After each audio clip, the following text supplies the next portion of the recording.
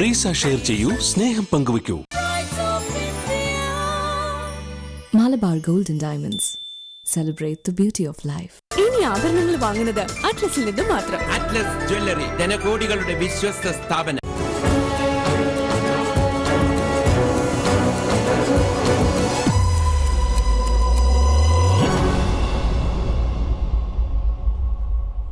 News ടുഡേയിലേക്ക് സ്വാഗതം. പ്രധാന വാർത്തകൾ.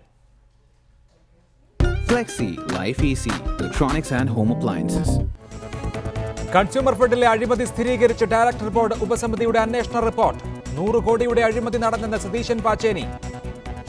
ഞാൻ കണ്ടെത്തിയിട്ടുള്ള ഈ ഫൈൻഡിങ്സിൽ വസ്തുനിഷ്ഠമല്ലാതെ എന്തെങ്കിലും ഉണ്ടെങ്കിൽ, തെളിവുകളില്ലാതെ എന്തെങ്കിലും ഉണ്ടെങ്കിൽ ബോർഡ് അംഗങ്ങൾക്ക് അടുത്ത ബോർഡ് യോഗത്തിൽ അത് സംബന്ധിച്ച് ചർച്ച ചെയ്യാം. റിപ്പോർട്ട് തള്ളി ജോയ് തോമസ്. ബോർഡ് അത് അംഗീകരിക്കാതെ തള്ളുകയും ചെയ്തു. എന്നാൽ ആസ്ഥാനത്ത് ജീവനക്കാരുടെ പ്രതിഷേധം, പോലീസ് ലാത്തിചാർജ്. SSLC ഫലപ്രഖ്യാപന പിഴവിൽ ഉദ്യോഗസ്ഥർക്കെതിരെ വകുപ്പ് നടപടി. മുൻ പരീക്ഷാ സെക്രട്ടറിയും സൂപ്രണ്ടുമാരുമടക്കം ഉത്തരവാദിയെന്ന് PK അബ്ദുറബ്ബ്. SSLC പരീക്ഷാ നടത്തിപ്പിന്റെ മുന്നൊരുക്കത്തിലും ഏകോപനത്തിലും കാലയളവിൽ പരീക്ഷാ സെക്രട്ടറിയായിരുന്ന ഉദ്യോഗസ്ഥനും കുറ്റക്കാരനാണെന്ന് കമ്മിറ്റി ശുപാർശ ചെയ്തിട്ടുണ്ട്. ജീവനക്കാരന്റെ പേരിലും യുക്തമായ നടപടികൾ സ്വീകരിക്കുന്നതാണ്. അട്ടിമറി എന്ന് പറയാനാവില്ല. പുസ്തക വിതരണം വൈകിയത് ധന അച്ചടി വകുപ്പുകളുടെ വീഴ്ച. 3 സ്വാശ്രയ കോളേജുകൾക്ക് താൽക്കാലിക പ്രവേശനാനുമതി നൽകിയ ഹൈക്കോടതി ഉത്തരവ് സുപ്രീം കോടതി ശരിവച്ചു. മെഡിക്കൽ കൗൺസിലിന്റെ നടപടികൾ സംശയാസ്പദം. ലീഗിന്റെ വിമർശനം ഗൗരവമായി എടുക്കുന്നില്ലെന്ന് കത്തോലിക്ക സഭ. ആരിസൺ എസ്റ്റേറ്റിലെ തൊഴിലാളികളുമായി ലേബർ കമ്മീഷണർ നടത്തിയ ചർച്ച പരാജയം. ആവശ്യങ്ങൾ അപ്രായോഗികമെന്ന് കമ്മീഷണർ. തൊഴിലാളികൾ അനിശ്ചിതകാല സമരത്തിന്. ട്രേഡ് യൂണിയനെ ഒഴിവാക്കിയുള്ള സമരം നല്ലതിനല്ലെന്ന് UDF. സമരത്തിന് പിന്നിൽ തമിഴ് സംഘടനകളല്ലെന്ന് അൻവർ ബാലസിംഗം. யாராயிலும் வரும் இங்கே சமரம் செய்யும், நமக்கான உரிமையை வாங்கி கொடுக்கணும்னு அந்த மக்களுக்கு ஒரு ஆக்கிரகம் உண்டு. 10 കൊല്ലമായിട്ട് ഉണ്ട്. സമൂഹ മാധ്യമങ്ങളിൽ അധിക നിയന്ത്രണം ശുപാർശ ചെയ്യുന്ന എൻക്രിപ്ഷൻ നയത്തിന്റെ കരട് കേന്ദ്രം പിൻവലിച്ചു. തീരുമാനം പ്രതിഷേധം പരിഗണിച്ച് വാട്സാപ്പ് സന്ദേശങ്ങളെ സർക്കാർ നിരീക്ഷിക്കില്ലെന്ന് ടെലികോം മന്ത്രി. പുതിയ കരട് കൊണ്ടുവരും. സംസ്ഥാനത്തെ മെഡിക്കൽ കോളേജുകളിലെ PG ഡോക്ടർമാരുടെ 24 മണിക്കൂർ സമരം ആരംഭിച്ചു. 24 മണിക്കൂർ അധിക ജോലി ചെയ്ത് PG ഡോക്ടർമാരുടെ സമരം. സ്റ്റൈപ്പൻഡ് വർധന ഉൾപ്പെടെയുള്ളവ ആവശ്യങ്ങൾ. ലൈറ്റ് മെട്രോ പദ്ധതിക്കായി കേന്ദ്ര സർക്കാരുമായി ചർച്ചകൾക്ക് മുൻകൈ എടുക്കില്ലെന്ന് Officials have to follow up. Political levels it has to follow up. First officials have to follow up. കത്തയച്ചത് കൊണ്ട് മാത്രം പ്രയോജനമില്ല. ഉദ്യോഗസ്ഥ തലത്തിലും രാഷ്ട്രീയ തലത്തിലുമുള്ള സമ്മർദ്ദങ്ങൾ ആവശ്യമെന്നും ശ്രീധരൻ. ഹജ്ജ് കർമ്മത്തിന് ഭക്തി നിർഭര തുടക്കം. മിന ഹാജിമാരെ കൊണ്ട് നിറഞ്ഞു. അറഫ സംഗമം നാളെ. 1,10,00,000 കാറുകൾ അമിതമായി വിഷപ്പുക പുറന്തള്ളുന്നു എന്ന് സംബന്ധിച്ച് ഫോക്സ് വാഗൺ. രൂപകൽപ്പനയിൽ തെറ്റുപറ്റിയെന്ന് കമ്പനി ഏറ്റുപറഞ്ഞു. അമേരിക്കയ്ക്ക് പുറമെ യൂറോപ്പും ഏഷ്യയും ഫോക്സ് വാഗണെതിരെ നിയമ നടപടിക്ക്. ചെൽസിയുടെ ഡീഗോ കോസ്റ്റയെ ഇംഗ്ലീഷ് അസോസിയേഷൻ 3 മത്സരങ്ങളിൽ നിന്ന് വിലക്കി. Пластическая операция от Диего Косты, еще одна. ഗബ്രിയൽ പോളിസ്റ്റയ്ക്കെതിരെയും നടപടി. ചെൽസി ആഴ്സണൽ ടീമുകളും അച്ചടക്ക നടപടി നേരിടും. 2015-16 രഞ്ജി സീസണിലേക്കുള്ള കേരള ടീമിനെ പ്രഖ്യാപിച്ചു. Sanju V Samson captain. ആദ്യ മത്സരം മലപ്പുറത്ത് ജമ്മുവിനെതിരെ. BCCI അധ്യക്ഷ സ്ഥാനത്തേക്കുള്ള മത്സരം മുറുകുന്നു. അമിതാഭ് ചൗധരിയെ നിയമിക്കണമെന്ന കിഴക്കൻ മേഖല. കച്ചമുറുക്കി ശരത് പവാറും രാജീവ് ശുക്ലയും. ബർമുഡയിൽ ആഭ്യന്തര ക്രിക്കറ്റിനിടെ കൂട്ടത്തല്ല്.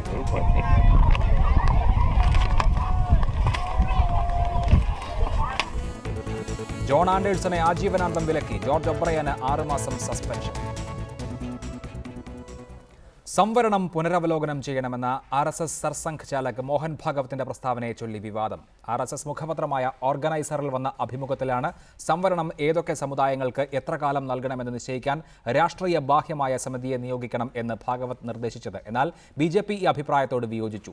ജാതി രാഷ്ട്രീയത്തിന് നിർണായക വേരുകളുള്ള ബീഹാറിൽ സംവരണ ചർച്ച ചൂടുപിടിച്ചു കഴിഞ്ഞു. സംവരണം റദ്ദാക്കാൻ BJPയെ വെല്ലുവിളിച്ച് ലാലു പ്രസാദ് യാദവ് രംഗത്ത് വന്നു.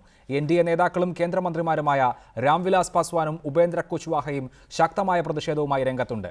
ജാതിഭേദമില്ലാതെ ഹൈന്ദവ ഐക്യം എന്ന വാദം മുൻനിർത്തി പുതിയ രാഷ്ട്രീയ പാർട്ടി രൂപീകരണം ചർച്ചയാകുന്ന കേരളത്തിലും ഓളങ്ങളുണ്ടാക്കും ഭാഗവത്തിന്റെ സംവരണ വിരുദ്ധ പ്രസ്താവന. സംവരണത്തിന്റെ രാഷ്ട്രീയമെന്ത് ടോക്കിംഗ് പോയിന്റ് ആരംഭിക്കുന്നു. ഈ വിഷയത്തിൽ CPIM സംസ്ഥാന സെക്രട്ടേറിയറ്റ് അംഗം ശ്രീ ആനത്തലവട്ടം ആനന്ദൻ, BJP ദേശീയ നിർവാഹക സമിതി അംഗം ശ്രീമതി ശോഭാ സുരേന്ദ്രൻ, ശ്രീ കാഭ സുരേന്ദ്രൻ RSSനെ പ്രതിനിധീകരിച്ച്, ശ്രീ PT മന്മഥൻ SNDPയെ പ്രതിനിധീകരിച്ച്. ആദ്യം ശ്രീമതി ശോഭാ സുരേന്ദ്രൻ, RSS സർസംഘചാലക് പറഞ്ഞത് BJPയുടെയും നിലപാടാണോ? ഏതെങ്കിലും അർത്ഥത്തിൽ സംവരണം പുനരവലോകനം ചെയ്യുക എന്നുള്ളത് ഈ സർക്കാർ ഗൗരവമായി ആലോചിക്കുന്ന ഒന്നാണോ? അല്ല, ഒന്നാമത് മോഹൻജി അദ്ദേഹത്തിൻ്റെ പ്രസ്താവന, അദ്ദേഹം ഓർഗനൈസറിന് കൊടുത്ത അഭിമുഖത്തിനെ പൂർണ്ണമായ രൂപത്തിൽ വായിച്ചപ്പോൾ അതിൽ കാണാൻ സാധിച്ചിട്ടുള്ളത് ഏതാണ്ട് 1981 RSS റിസർവേഷനെ കുറിച്ച് പാസാക്കിയ പ്രമേയത്തിൻ്റെ തുടർച്ച തന്നെയാണ് അദ്ദേഹത്തിൻ്റെ ഇപ്പോഴുണ്ടായിട്ടുള്ള വാക്കുകളും. എവിടെയും സംവരണം വേണ്ട എന്ന് ഒരഭിപ്രായവും അദ്ദേഹം പറഞ്ഞിട്ടില്ല. പക്ഷെ പറഞ്ഞിട്ടുള്ളത് ഒന്ന്, ഇത് വിലയിരുത്തപ്പെടണം എന്നുള്ളതാണ്. ഇത് വിലയിരുത്തപ്പെടണം എന്നുള്ളതിൽ എവിടെയാണ് തെറ്റുപറ്റിയിട്ടുള്ളത്? കാരണം നമ്മുടെ രാജ്യം സ്വാതന്ത്ര്യം കിട്ടിയതിന് ശേഷം നാളിതുവരെ നടപ്പിലാക്കിക്കൊണ്ടിരിക്കുന്ന ഈ സംവരണത്തിൻ്റെ ആനുകൂല്യം തന്നെ കൃത്യമായിട്ട് അതിൻ്റെ അവകാശപ്പെട്ട ആളുകൾക്കിടയിലേക്ക് എത്തുന്നുണ്ടോ എന്നുള്ളത് ഒരു പുനർപരിശോധനയ്ക്ക് വിധേയമാക്കപ്പെടണം എന്ന് പറഞ്ഞാൽ അതിനകത്തൊരു തെറ്റ് കാണാൻ സാധിക്കില്ല. മാത്രവുമല്ല, ഇവിടെ നമ്മൾ കാണേണ്ടത് രാഷ്ട്രീയ സ്വയംസേവക സംഘത്തെ സംബന്ധിച്ച് ബീഹാറിൽ ഒരു തെരഞ്ഞെടുപ്പ് നടക്കുന്നു എന്നത് നോക്കിയിട്ടോ അതല്ലെങ്കിൽ ഏതെങ്കിലും ഒരു തെരഞ്ഞെടുപ്പിൽ 10 വോട്ട് കൂടണം അല്ലെങ്കിൽ കുറയണം എന്നൊന്നും ആഗ്രഹിച്ച് സ്റ്റേറ്റ്മെന്റ് പറയുന്നു. ശോഭാ സുരേന്ദ്രൻ, ഈ സന്ദർഭം വളരെ പ്രധാനമാണ്. സംവരണ വിരുദ്ധ വികാരമാണ് യഥാർത്ഥത്തിൽ ഗുജറാത്തിലെ ഹാർദിക് പട്ടേലിന്റെ സംവരണ സമരത്തിൽ പോലും പ്രതിഫലിക്കുന്നത്. യൂത്ത് ഫോർ ഇക്വാളിറ്റി എന്ന സംഘടനയുടെ നേതൃത്വത്തിൽ OBC വിഭാഗത്തിന് വിദ്യാഭ്യാസ സംവരണം വന്നപ്പോൾ വലിയ പ്രക്ഷോഭം നടന്നിരുന്നു. അങ്ങനെ BJPയുടെ പൊതുവെയുള്ള ക്രീമിനെ പ്രതിനിധാനം ചെയ്യുന്ന ആളുകൾ ആ ആശയധാരയെ കൂടി ഉൾക്കൊള്ളുന്ന ആളുകളാണ് എന്നത് വ്യക്തമായ ഒരു കാര്യം കൂടിയാണ്. പൊതുവെ സവർണരുടെ പാർട്ടിയായി അറിയപ്പെടുന്ന BJP അതേസമയം കഴിഞ്ഞ ലോക്സഭാ തെരഞ്ഞെടുപ്പിൽ മറ്റ് വിഭാഗങ്ങളെ കൂടി യോജിപ്പിക്കാൻ കഴിഞ്ഞു എന്ന ഒരു പൊതു രാഷ്ട്രീയ പശ്ചാത്തലം, ജാതി രാഷ്ട്രീയത്തിന് നിർണായകമായ വേരുകളുള്ള ബീഹാറിൽ ഒരു തെരഞ്ഞെടുപ്പ് നടക്കാൻ പോകുന്നു. ഇതിനെയൊക്കെ കൂട്ടി വായിക്കുമ്പോഴും RSSന് പഴയ കോർ ഐഡിയോളജിയിൽ നിന്ന് അല്ലെങ്കിൽ പഴയ വിശ്വാസങ്ങളിൽ നിന്ന് യാതൊരു ചാഞ്ചല്യവുമില്ല എന്നാണോ മനസ്സിലാക്കേണ്ടത്? അല്ല, RSSന്റെ വിശ്വാസ പ്രമാണങ്ങളിൽ നിന്ന് മാത്രമല്ല RSS ഈ രാജ്യത്ത് മുന്നോട്ട് വയ്ക്കുന്നത് രാജ്യത്തിൻ്റെ ദേശീയത തന്നെയാണ്. അവിടെ സംവരണം ഏതടിസ്ഥാനത്തിലാണ് നിലനിൽക്കുന്നത് എന്ന് നമ്മൾക്ക് എല്ലാവർക്കും അറിയാം. BJP കൃത്യമായിട്ട് അത് നയം വ്യക്തമാക്കിയിട്ടുമുണ്ടല്ലോ. ഇവിടെ നമ്മൾ ചർച്ച ചെയ്യപ്പെടേണ്ട ഒരു വിഷയം കൂടി ഉണ്ട് എന്നാണ് എനിക്ക് പറയാനുള്ളത്. 1956 ആദ്യമായിട്ട് കാലേൽക്കർ കമ്മീഷൻ, ആ കമ്മീഷൻ ഈ രാജ്യത്ത് എത്ര ജാതികളുണ്ട് എന്നതിനെക്കുറിച്ച് ഒരു ചർച്ച നടത്തിയപ്പോൾ ആ കമ്മീഷൻ റിപ്പോർട്ട് പുറത്തു വന്നത് 352 ജാതികളായിരുന്നു അന്ന് നമ്മുടെ ഭാരതത്തിൽ നിലനിന്നിരുന്നത്. ഇന്ന് 1980 മണ്ഡൽ കമ്മീഷൻ റിപ്പോർട്ടിന്റെ പശ്ചാത്തലത്തിൽ ആ കമ്മീഷൻ ഇത് വെരിഫൈ ചെയ്യപ്പെട്ട സമയത്ത് നമ്മുടെ ഇന്ത്യയിൽ 3600-ലധികം ജാതികൾ നിലനിൽക്കുന്നു എന്നുള്ളത് ഒരു യാഥാർത്ഥ്യം തന്നെയാണ്. പക്ഷേ വിഷയം അവിടെയല്ല. ഇദ്ദേഹത്തിൻ്റെ സ്റ്റേറ്റ്മെന്റിനകത്ത് അതല്ലെങ്കിൽ അദ്ദേഹത്തിൻ്റെ ഈ വസ്തുതയ്ക്കകത്ത് നമ്മൾ ഒരു പരിശോധന നടത്തണം എന്ന് പറഞ്ഞാൽ 2 കാര്യങ്ങൾ പറഞ്ഞിട്ടുണ്ട്. ഒന്ന്, ഇത് ഈ സംവരണം വേണ്ട എന്നല്ല, സംവരണം വിലയിരുത്തപ്പെടണം എന്നുള്ളതാണ്. ഞാൻ ഒരു നിമിഷം മടങ്ങി വരാം ശ്രീമതി ശോഭാ സുരേന്ദ്രൻ. ശ്രീ ആനത്തലവട്ടം ആനന്ദൻ, അത് തന്നെയല്ലേ ഭരണഘടനയും വിഭാവനം ചെയ്യുന്നത്? സംവരണം എന്നുള്ളത് എല്ലാ കാലത്തേക്കുമായി ഉണ്ടാക്കിയ ഒന്നല്ല. സാമൂഹികമായ ഉന്നതി കൈവരിക്കും വരെ ദുർബല വിഭാഗങ്ങൾക്ക് സംവരണം എന്നുള്ളതാണ് ഭരണഘടനാ നിർമ്മാതാക്കളും മനസ്സിൽ കണ്ടത്. അക്കാര്യത്തിൽ ഒരു പുനരാലോചനയ്ക്ക് സമയമായി എന്ന് RSS പറയുമ്പോൾ അതിൽ എതിർക്കാനുള്ള വശം എവിടെയാണ്?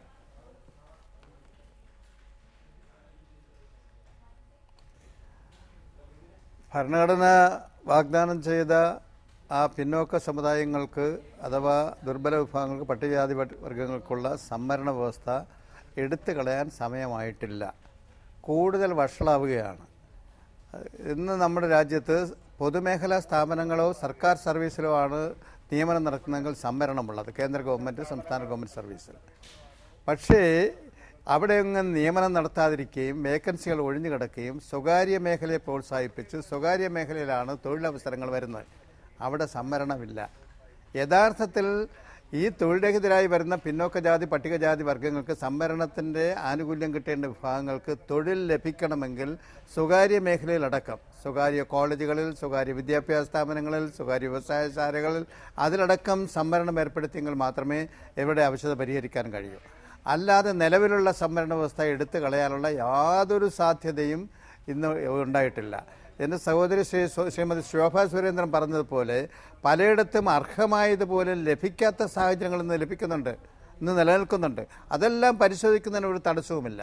പക്ഷേ ഒരു 10 വർഷം കഴിഞ്ഞാൽ പട്ടികജാതി പട്ടികവർഗക്കാരുടെ അടക്കം സംവരണം എടുത്തു കളയണമെന്നുള്ള ശ്രീ വൈദ്യയുടെ പ്രഖ്യാപനം, RSS തലവൻ്റെ പ്രഖ്യാപനം, അതൊന്നും പ്രായോഗികമേ അല്ല, അതിനുള്ള അവസരമായിട്ടില്ല. തീർച്ചയായും പട്ടികജാതി പട്ടികവർഗ വിഭാഗങ്ങളെ സംബന്ധിച്ച് സമയമായില്ല എന്നുള്ളത് സുനിശ്ചിതമാണ്. പക്ഷേ OBC സംവരണത്തിന്റെ പേരിൽ ഇപ്പോൾ പട്ടേലുകൾ സമരം നടത്തുന്നത് OBC കാറ്റഗറിയിൽ ഉൾപ്പെടാനാണ്. അവർ സാമൂഹികമായും സാമ്പത്തികമായും മുന്നിൽ നിൽക്കുന്ന വിഭാഗമാണ് എന്ന് നമുക്കറിയാം. ജാട്ടുകൾക്ക് സംവരണം UPA സർക്കാരിൻ്റെ കാലത്ത് കിട്ടുമ്പോഴും അവർ അത്ര പിന്നാക്ക അവസ്ഥയിൽ ആയിരുന്നില്ല.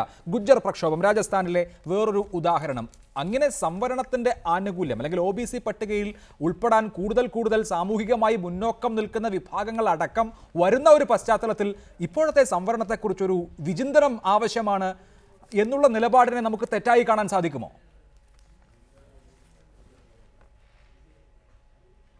അല്ല, ഈ സംവരണ വ്യവസ്ഥ കൊണ്ട് മുന്നോക്ക ജാതിയിൽപ്പെടുന്ന ഒരു ദരിദ്ര വിഭാഗങ്ങൾക്ക്, ജാതിയിലെ ദരിദ്ര വിഭാഗങ്ങൾ ഒട്ടേറെ ദുരിതം അനുഭവിക്കുന്നുണ്ട്. മുന്നോക്ക ജാതിയിൽ പിറന്നുപോയി. അതിൻ്റെ പേര് പറഞ്ഞുകൊണ്ട് അവരുടെ ആനുകൂല്യങ്ങൾ നിശ്ചയിക്കുന്നത് ശരിയല്ല.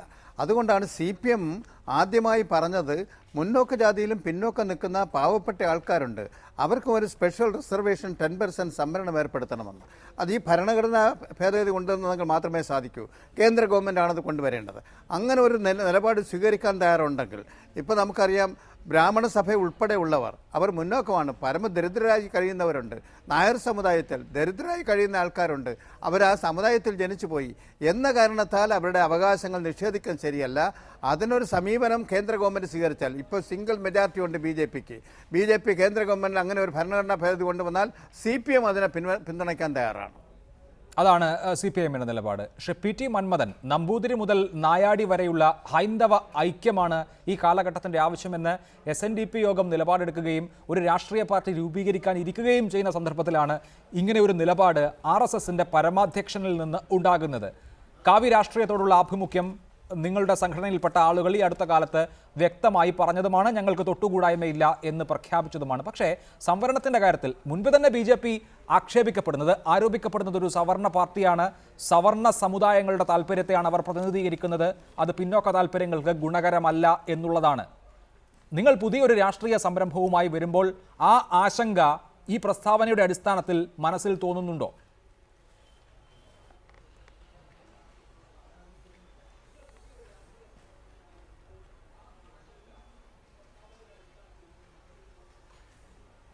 ഈ രാജ്യത്ത് 60% വരുന്ന പിന്നോക്ക ജനവിഭാഗങ്ങൾക്ക് അധികാരത്തിൻ്റെ അകത്തളങ്ങളിൽ നയപരമായ തീരുമാനങ്ങൾ എടുക്കപ്പെടുന്ന സമിതികളിൽ അർഹമായ പ്രാതിനിധ്യം ഉണ്ടാകണം എന്ന വലിയ ആഗ്രഹത്തോടു കൂടിയാണ് നമ്മുടെ ദേശീയ നേതാക്കന്മാർ സംവരണം എന്ന് പറയുന്ന ആശയം തന്നെ കൊണ്ടുവന്നത്. ഈ ആശയം അട്ടിമറിക്കപ്പെടുന്നതിന് വേണ്ടി എല്ലാ രാഷ്ട്രീയ പാർട്ടിയിലും പെട്ട ചില പ്രത്യേക ലോബികൾ ഓരോ കാലങ്ങളിൽ ശ്രമിച്ചിട്ടുണ്ട്. ആദ്യമായി സാമ്പത്തിക സംവരണവാദം കൊണ്ടുവന്ന് സാമുദായിക സംവരണം അട്ടിമറിക്കുന്നതിന് വേണ്ടി പറഞ്ഞത് സഖാവ് EM ശങ്കരൻ നമ്പൂതിരിപ്പാടാണ്. അതിനെതിരെ മഹാനായ കേരള കൗമുദിയുടെ പത്രാധിപർ ശ്രീ K. സുകുമാരൻ അവർക്ക് ചരിത്രപ്രസിദ്ധമായ കുളത്തൂർ പ്രസംഗം നിർവഹിക്കേണ്ടി വന്നിട്ടുണ്ട്. അതുപോലെ തന്നെ മണ്ഡൽ കമ്മീഷൻ റിപ്പോർട്ട്, ഈ രാജ്യത്തെ പിന്നോക്ക സമുദായത്തിന് ഏറെ ഗുണകരമായ മണ്ഡൽ കമ്മീഷൻ റിപ്പോർട്ട് നടപ്പിലാക്കാതിരിക്കാൻ ബോധപൂർവമായി നരസിംഹറാവു നേതൃത്വം കൊടുത്ത കോൺഗ്രസ് ഗവൺമെന്റ് പരിശ്രമിച്ചിട്ടുണ്ട്. അതുപോലെ തന്നെ സംവരണത്തിനെതിരെ ശ്രീ LK അദ്വാനിയുടെ നേതൃത്വത്തിൽ ഈ രാജ്യത്തെ രഥയാത്ര നടത്തിയത് നമുക്കറിയാം. അപ്പം എല്ലാ രാഷ്ട്രീയ പ്രസ്ഥാനങ്ങളിലെയും തിരുമേനിമാരുടെ സ്വരം ഒന്നാണ്. അതുതന്നെയാണ് ശ്രീ മന്മഥൻ ഞാൻ ചോദിക്കുന്നത്. മണ്ഡൽ കമണ്ഡൽ രാഷ്ട്രീയം അതിന്റെ ഉരച്ചുനോക്കലിന് വിധേയമാകുന്ന ബീഹാർ തെരഞ്ഞെടുപ്പ് നടക്കുന്ന സന്ദർഭത്തിലാണ് ഈ പ്രസ്താവന വന്നിരിക്കുന്നത് എന്ന് നോക്കുക. ബീഹാറിൽ 50% മറ്റ് പിന്നാക്ക വിഭാഗക്കാരാണ്. ദലിതരെ കൂടി കൂട്ടിയാൽ അത് 70% എത്തും. 15% മുസ്ലിങ്ങളും ബാക്കി 16% മാത്രമേ സവർണ സമുദായങ്ങളുള്ളൂ. അങ്ങനെ സവർണ താല്പര്യങ്ങളെ പ്രതിനിധീകരിക്കുന്ന ഒരു പാർട്ടിയുമായി ചെങ്ങാത്തത്തിലാകാൻ, അങ്ങനെ ഒരു രാഷ്ട്രീയം മുന്നോട്ട് വയ്ക്കാൻ, ഒരു സഖ്യകക്ഷിയാകാൻ എങ്ങനെ SNDPക്ക് കഴിയും എന്ന പ്രശ്നം ഈ സന്ദർഭത്തിൽ വളരെ വളരെ പ്രധാനപ്പെട്ട ഒന്നായി ഉയർന്നു വരും.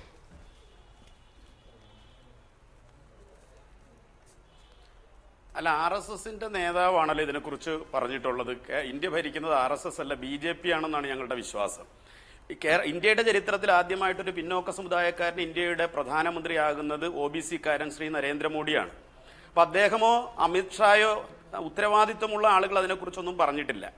ഭരണത്തിന് പിന്തുണ കൊടുക്കുന്നു RSS എന്നുള്ളതിനേക്കാൾ ഉപരി ഭരിക്കുന്നത് BJP ആണ്. ഇന്ത്യയുടെ പ്രധാനമന്ത്രിയോ ആ പ്രധാനമന്ത്രിയെ പ്രതിനിധാനം ചെയ്യുന്ന ദേശീയ രാഷ്ട്രീയ പാർട്ടിയായ BJP-യുടെ നേതാവ് അമിത്ഷായോ ഇതിനെക്കുറിച്ച് അഭിപ്രായം പറയട്ടെ. അപ്പൊ ഞങ്ങൾ അതിനെക്കുറിച്ച് മറുപടി അതുവരെ കാത്തിരിക്കും. തന്നെയുമല്ല, ഞങ്ങൾ നേരത്തെ പാർട്ടി ഹിന്ദു ദിനപത്രത്തിന് നൽകിയ ഒരു അഭിമുഖത്തിൽ മൻമോഹൻ വൈദ്യയും സംവരണം സംബന്ധിച്ച് ഒരു വിരുദ്ധാഭിപ്രായം പ്രകടിപ്പിക്കുകയുണ്ടായി. ഇപ്പോൾ മോഹൻ ഭഗവത്തും ഗൗരവമായ ഒരു പുനരാലോചന രാഷ്ട്രീയ ബാഹ്യമായ ഒരു സമിതി ഇക്കാര്യത്തെക്കുറിച്ച് നടത്തണം എന്നാവശ്യപ്പെടുമ്പോൾ നിലവിലുള്ള സംവരണ സംവിധാനത്തിൽ RSS എന്ത് അപാകമാണ് കാണുന്നത്?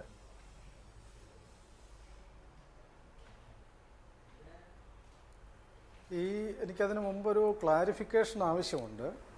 ഈ സംവരണത്തെ സംബന്ധിച്ചൊരു പുനരാലോചന വേണം എന്ന് പറഞ്ഞത് എവിടെയാണ് എന്നൊന്ന് വിശദമാക്കാമോ? അദ്ദേഹം ഓർഗനൈസറിന് നൽകിയ അഭിമുഖത്തിൽ, ഓർഗനൈസറിലും പാഞ്ചജന്യത്തിലും വന്ന അഭിമുഖങ്ങളെ ഉദ്ധരിച്ചുകൊണ്ടാണല്ലോ സ്വാഭാവികമായി വാർത്ത വന്നിട്ടുള്ളത്. അതേക്കുറിച്ച് താങ്കൾക്ക് അവ്യക്തത ഉണ്ടാകേണ്ട കാര്യമില്ല. വേണമെങ്കിൽ അദ്ദേഹത്തിന്റെ ആ പരാമർശം ഞാൻ വായിക്കാം. പക്ഷെ അത് കുറച്ച് ദൈർഘ്യമുള്ള ഒന്നായതുകൊണ്ട് എന്തായാലും അതിന്റെ അർത്ഥം ഇന്ന് പത്രങ്ങളിലൂടെ എല്ലാ ആളുകളും വായിച്ചതാണല്ലോ. സംവരണത്തെക്കുറിച്ചുള്ള അല്ലല്ല, എൻ്റെ കയ്യിൽ അതിൻ്റെ ഒറിജിനൽ ടെക്സ്റ്റ് ഇരിക്കുന്നുണ്ട്. അതിലെവിടെയാണ് സംവരണത്തെക്കുറിച്ച് പുനരാലോചന ആവശ്യമാണെന്ന് പറഞ്ഞിരിക്കുന്നത്? അങ്ങനെ പറഞ്ഞിട്ടില്ല. അവിടെയാണ് ഈ താല്പര്യം വേറെയാണ്.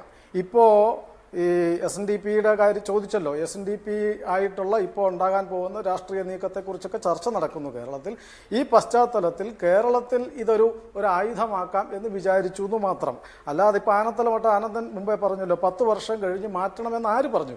ഈ ചർച്ചയുടെ ഈ ഓർഗനൈസറിൽ വന്ന അഭിമുഖത്തിൻ്റെ ഫുൾ ടെക്സ്റ്റ് എൻ്റെ കയ്യിലുണ്ട്. അതിലൊരിടത്തും ഈ ഇപ്പോൾ കൊടുത്തുകൊണ്ടിരിക്കുന്ന സംവരണത്തെക്കുറിച്ച് പുനരാലോചന ആവശ്യമാണെന്നോ 10 വർഷം കഴിഞ്ഞാൽ അത് എടുത്തു മാറ്റേണ്ടതാണെന്നോ ഒരിടത്തും ഒരു ലഘുവായി പോലും പരാമർശിച്ചിട്ടില്ല.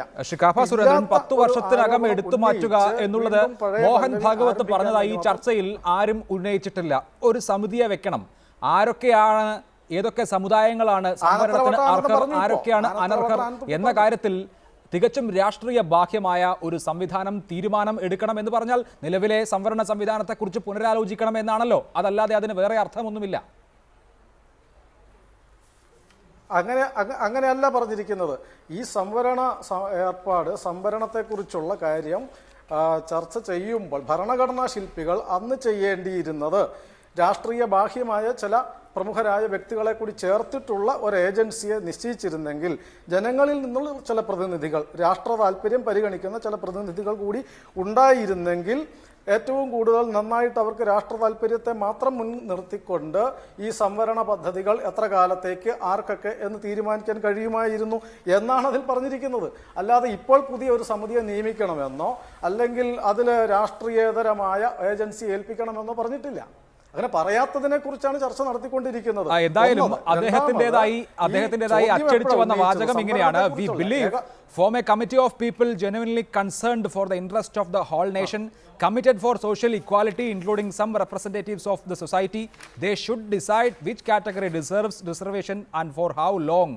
The non-political committee, like an autonomous institution, should be the implementation authority. അത് ഇനി നടക്കാൻ പോകുന്ന കാര്യത്തെക്കുറിച്ചാണല്ലോ സ്വാഭാവികമായി ഉദ്ദേശിച്ചിട്ടുണ്ടാകുക. അതല്ലാതെ ഭരണഘടനാ ശില്പികൾ ഭരണഘടന രൂപീകരിച്ച കാലത്ത് ഇങ്ങനെയായിരുന്നെങ്കിൽ നന്നായിരുന്നേനെ എന്നാണ് അദ്ദേഹം ഉദ്ദേശിച്ചത്. ആ വാചകത്തിൽ എങ്ങനെയാണ് മനസ്സിലാക്കുന്നത് എന്ന് എനിക്കറിയില്ല. ഒരു സെക്കൻഡ്. ആ ഉത്തരത്തിന്റെ ആദ്യ വാചകം ഇതാണ്: reservation for socially backward classes is the right example in this regard. രാഷ്ട്രീയ പാർട്ടികളുടെ സത്യസന്ധതയെക്കുറിച്ചോ ആത്മാർത്ഥതയെക്കുറിച്ചോ ഉള്ള ചോദ്യത്തിന്റെ മറുപടി ആയിട്ടാണ് പറഞ്ഞത്. If we would have implemented this policy as envisaged by the constitution makers instead of doing politics over it, then present situation would not have arrived. Since inception it has been politicized. We believe. അതിനുശേഷമാണ് നിങ്ങളിപ്പോൾ ഈ പറഞ്ഞ വാക്യം വന്നിരിക്കുന്നത്. അതെ, ഭരണഘടനാ ശില്പികൾ ഇത് ചർച്ച ചെയ്തിരുന്നെങ്കിൽ അല്ല, ഭരണഘടനാ ശില്പികൾക്ക് ഇനി എന്തായാലും ഇത് ചർച്ച ചെയ്യാൻ സാധിക്കില്ലല്ലോ ശ്രീ കാഫ സുരേന്ദ്രൻ. നിലവിലുള്ള സംവരണ സംവിധാനം പുനരവലോകനം ചെയ്ത് ആരൊക്കെയാണ് യഥാർത്ഥത്തിൽ സംവരണം അർഹിക്കുന്നത്, ആരൊക്കെയാണ് അർഹിക്കാത്തത് എന്നതിനെ സംബന്ധിച്ച ജെനുവിൻ ആയിട്ടുള്ള ഒരു പരിശോധന നടത്തണം എന്ന് RSS ആവശ്യപ്പെടുന്നത് അത്ര വലിയ അപാകമുള്ള കാര്യമായി എനിക്കും തോന്നുന്നില്ല. പക്ഷേ നിലവിലെ രാഷ്ട്രീയ സാഹചര്യങ്ങളിൽ അത് എങ്ങനെ പ്രതിഫലിക്കും എന്നുള്ളതാണല്ലോ അങ്ങേയറ്റം കൗതുകകരമായ കാര്യം. എന്തുകൊണ്ടാണ് RSSന് അങ്ങനെ പറഞ്ഞ ഒരു കാര്യത്തിൽ നിന്ന് പിന്നോട്ട് പോകേണ്ടി വരുന്നത് എന്നും മനസ്സിലാകുന്നില്ല. പറഞ്ഞ കാര്യത്തിൽ നിന്ന് പിന്നോട്ടം പോയിട്ടില്ല. നിങ്ങൾ ആ സെന്റൻസ് മുഴുവനായിട്ട് ഇപ്പോൾ വായിക്കണമായിരുന്നു. നിങ്ങളിപ്പോൾ പകുതി വെച്ചിട്ടാണ് ഒരു ചോദ്യത്തിൻ്റെ ഉത്തരത്തിൻ്റെ പകുതി, രണ്ടാം പകുതിയാണ് ഇപ്പോൾ വായിച്ചത്. ആ രണ്ടാം പകുതി വെച്ചിട്ടാണ് പറഞ്ഞിരിക്കുന്നത്. അതല്ലല്ലോ, അതിന് മുഴുവൻ ഉത്തരവും പറയണ്ടേ, മുഴുവൻ കാര്യവും. ഞാൻ വായിച്ച ഭാഗത്തിന്റെ ഉത്തരം വളരെ വ്യക്തമാണ് എന്ന് കരുതുന്നു ശ്രീ കാഫ സുരേന്ദ്രൻ. ഞാൻ താങ്കളിലേക്ക് മടങ്ങി വരികയും ചെയ്യാം. സുരേന്ദ്രൻ, തീർച്ചയായും സംവരണം ഒരു രാഷ്ട്രീയ പ്രശ്നം കൂടിയാണ്. മണ്ഡൽ പൊളിറ്റിക്സിന്റെ വേരുകൾ ഉത്തരേന്ത്യൻ രാഷ്ട്രീയത്തിൽ കാര്യമായിട്ടുണ്ട്. കഴിഞ്ഞ ലോക്സഭാ തെരഞ്ഞെടുപ്പിലാണ് അതിനൊരു മാറ്റം വന്നത്. ഏറെക്കുറെ ഹിന്ദു എന്നുള്ള രീതിയിൽ ജാതിഭേദമില്ലാതെ ആളുകൾ വോട്ട് ചെയ്യുന്ന ഒരു പ്രവണത ഉത്തർപ്രദേശിലും ബീഹാറിലും ഒക്കെ ഉണ്ടായിരുന്നു. പക്ഷേ ഒരു നിയമസഭാ തെരഞ്ഞെടുപ്പിലേക്ക് പോകുമ്പോൾ അങ്ങനെയല്ല കാര്യങ്ങൾ. BJPയെ സംബന്ധിച്ച് സവർണ അസ്തിത്വമുള്ള പാർട്ടി എന്ന ടാഗ് മാറ്റുക എന്നുള്ളത് വളരെ പ്രയാസമുള്ള ഒരു കാര്യമായി നിങ്ങൾ കരുതുന്നുണ്ടോ? അതിന് കാര്യമായ ശ്രമം പാർട്ടി നടത്തുമോ? അല്ല, ഭാരതത്തിൽ ഇന്ത്യൻ നാഷണൽ കോൺഗ്രസിൻ്റെ നേതൃത്വത്തിലുള്ള ഒരു നിരവധിയായിട്ടുള്ള വർഷത്തെ പതിറ്റാണ്ടുകളുടെ ഭരണമുണ്ടായിട്ട് ഏറ്റവും അടിസ്ഥാന വർഗ്ഗക്കാരനായിട്ടുള്ള ST വിഭാഗക്കാർക്ക് വേണ്ടി ഒരു വകുപ്പും ഒരു മന്ത്രിയെയും കൊടുത്തത് മിസ്റ്റർ അടൽ ബിഹാരി വാജ്പേയി ഈ രാജ്യത്തിൻ്റെ പ്രധാനമന്ത്രിയായിരിക്കുന്ന സമയത്താണ്. അതിൻ്റെ ഒരു തുടർച്ച തന്നെയാണല്ലോ ഈ ഭരണകൂടത്തിനകത്തും കാണുന്നത്. അപ്പോൾ ഇവിടെ അതിന് വീണ്ടും ഒരു പടി കൂടി കടന്ന് ചിന്തിച്ചുകൊണ്ട് ഇപ്പോഴൊരു തീരുമാനമെടുത്തിട്ടുള്ളത് ഏറ്റവും ST വിഭാഗത്തിൽപ്പെട്ട ആളുകൾ ഏറ്റവും ദയനീയത അനുഭവിക്കുന്ന സ്ഥലത്തു നിന്ന് ഒരു മുഖ്യമന്ത്രി ഒരു പ്രൊജക്റ്റ് സമർപ്പിക്കുകയാണെങ്കിൽ അവിടേക്ക് 10 കോടി രൂപ വരെ കൊടുത്തുകൊണ്ട് അവരെ ഉന്നതിയിലേക്ക് എത്തിക്കണം എന്ന് തീരുമാനമെടുത്തുകൊണ്ടാണ് ഈ ഗവൺമെൻറ് മുന്നോട്ട് പോകുന്നത്. അപ്പോൾ സ്വാഭാവികമായിട്ടും സാധാരണക്കാരൻ്റെ അവകാശങ്ങളെക്കുറിച്ച് ചിന്തിച്ചുകൊണ്ട് തന്നെയാണ് ഭാരതീയ ജനതാ പാർട്ടി മുന്നോട്ട് പോകുന്നത്. ഇത് തന്നെയാണ് രാഷ്ട്രീയ സ്വയംസേവക സംഘത്തിൻ്റെയും ഐഡിയോളജി. പക്ഷേ പ്രശ്നം ഇവിടെ പറഞ്ഞിട്ടുള്ളത് ഇത്തരത്തിലുള്ള ഒരു സാഹചര്യത്തെക്കുറിച്ച്. ഇപ്പോൾ ഒരു ഡോക്ടർ ഒരു പനിയുള്ള ആൾക്ക് ഒരു മരുന്ന് കൊടുത്താൽ, അത് ഒരു കോഴ്സ് മരുന്ന് കൊടുത്തു കഴിഞ്ഞാൽ പനി മാറിയാൽ ഈ മരുന്ന് നിർത്താമല്ലോ. അപ്പോൾ സ്വാഭാവികമായിട്ടും നമ്മുടെ രാജ്യത്ത് ഇതിൻ്റെ ഗുണഗണങ്ങളെക്കുറിച്ചും ഇത് കിട്ടാതായതിനെക്കുറിച്ചും ചർച്ച ചെയ്യണ്ടേ? എത്ര കോടി രൂപ നമ്മുടെ ഈ കൊച്ചു കേരളത്തിലേക്ക് ST SC മേഖലയ്ക്ക് വേണ്ടി കിട്ടി, മുഴുവൻ ആളുകളിലേക്ക് കിട്ടിയിട്ടുണ്ടോ? അപ്പോൾ ഒരുപക്ഷേ ഇതൊരു അവലോകനം ചെയ്യണം എന്ന് പറഞ്ഞാൽ തന്നെ അതിനകത്ത് അപാകതയൊന്നുമില്ല. അത് വിലയിരുത്തപ്പെടണം. ഒന്ന് മാത്രവുമല്ല, രാഷ്ട്രീയക്കാർ മാത്രം നിലനിൽക്കുന്ന ഒരു ബോഡിയല്ല ഇത് പരിശോധിക്കേണ്ടത് എന്ന് പറയുമ്പോൾ അവിടെയും അപകടമുണ്ട് എന്ന് എനിക്ക് തോന്നുന്നില്ല. എന്നാൽ ഇന്ന് നമ്മുടെ ഭാരതത്തിൽ നമുക്ക് കാണാൻ സാധിക്കും, നമ്മുടെ കുമാരി ജയലളിത തമിഴ്നാട്ടിൽ എന്താ സംഭവിച്ചതെന്ന് അറിയുമോ? 69% ഇപ്പൊ തമിഴ്നാട്ടില് സംവരണം. എങ്ങനെയായി സംവരണം വന്നത്? അതിനൊരു സാഹചര്യമുണ്ടായി. ചോദിച്ച എല്ലാ ജാതിയിൽപ്പെട്ട ആളുകൾക്കും ആവശ്യത്തിനും അതുപോലെ തന്നെ അപ്പുറത്തും സംവരണം കൊടുക്കാൻ തീരുമാനിച്ചു. ഈ തീരുമാനം നിയമസഭ ചർച്ച ചെയ്തു. നിയമസഭ ചർച്ച ചെയ്തുകൊണ്ട് അത് പാസാക്കി രാഷ്ട്രപതിക്ക് കൊടുത്തു. അതിനെ തുടർന്ന് നമ്മുടെ ഭരണഘടനയുടെ 9ാം പട്ടികയിൽ അത് എഴുതി ചേർത്തു. ഇന്ന് അത് സുപ്രീം കോടതിയുടെ മുന്നിൽ വരെ എത്തി നിൽക്കുന്ന ഒരു ചർച്ചയാണ്. അപ്പോൾ സ്വാഭാവികമായിട്ടും നമ്മൾ ചിന്തിക്കേണ്ടത് അവകാശപ്പെട്ട ആളുകൾക്ക് സംവരണം കിട്ടിയേ പറ്റൂ. അത് കിട്ടുമ്പോൾ ഞാൻ മിസ്റ്റർ ആനത്തലവട്ടത്തിന്റെ പോയിന്റിനോട് യോജിക്കുകയാണ്. BJP മുദ്രാവാക്യം അത് തന്നെയാണ്. ആരോടുമില്ല പ്രീണനം, എല്ലാവർക്കും തുല്യനീതി. അതാണ് താങ്കൾ വിശദീകരിക്കുന്നത്. ശ്രീ ആനത്തലവട്ടം ആനന്ദൻ, നരേന്ദ്രമോദി ശിവഗിരിയിൽ ശ്രീനാരായണ ഗുരുദേവനുമായി ബന്ധപ്പെട്ട പരിപാടിയിൽ പങ്കെടുത്തത് നമ്മുടെ ഓർമ്മയിലുണ്ട്. കായൽ സമ്മേളനത്തിന്റെ ശതാബ്ദി ആഘോഷിക്കാൻ KPMS അതിൻ്റെ മുഖ്യാതിഥിയായി തീരുമാനിച്ചത് നരേന്ദ്രമോദിയായിരുന്നു. അത് അദ്ദേഹം പ്രധാനമന്ത്രിയാകുന്നതിന് മുൻപാണ് എന്നോർക്കണം. പിന്നാക്ക സംഘടനകൾക്ക് നരേന്ദ്രമോദി പ്രിയപ്പെട്ട ഒരാളാണ് എന്ന് മാത്രമല്ല, അദ്ദേഹം OBC വിഭാഗത്തിൽ നിന്ന് പ്രധാനമന്ത്രിയാകുന്ന ആളുമാണ്. അതുകൊണ്ട് ഈ സവർണ ടാഗ് ലൈൻ BJPക്ക് ചാർത്തിക്കൊടുക്കുക എന്നുള്ള രാഷ്ട്രീയ തന്ത്രം എല്ലാ കാലത്തും വിജയിക്കണം എന്നുണ്ടോ?